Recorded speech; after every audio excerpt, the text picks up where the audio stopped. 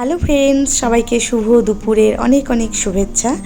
বান্ধবী আর আমি বেরিয়ে পড়েছি বাজারের উদ্দেশ্যে। বাজারে কিছু কাজ আছে, আর ওই দিক দিয়ে আসার পথে মেয়েকে স্কুল থেকে নিয়ে আসব।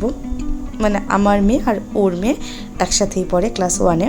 তোমাদেরকে আগেও একটা ভিডিওতে বলেছিলাম।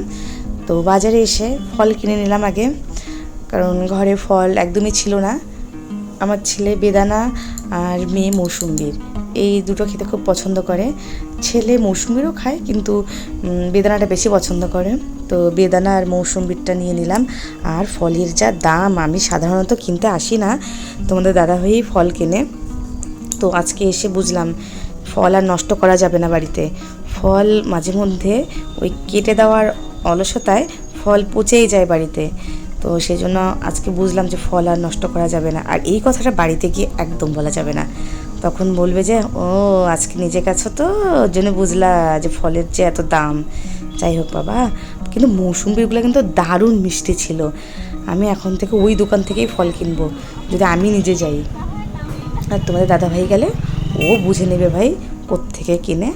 তারপর চলে আসলাম সুতোর ওখানে, মানে সুতো কিনতে, সুতোর দোকানে। তো লাইলিন কিনে নিলাম, দুটো চুড়িদার বানাবো, আমি নিজে হাতেই বানাবো। এখন তো একদমই সময় পাই না, তো যতটুকু মাঝে মধ্যে সময় বের করে নিয়ে বানাবো ভেবেছি। দুটো চুড়িদারের পিস কিনে রেখেছি, তো বানাবো। সেই জন্য কিনে নিলাম লাইলিন, সুতা। তারপর চলে গেলাম মেয়ের স্কুলে। এই যে মেয়ে আর মেয়ের বান্ধবী দুজন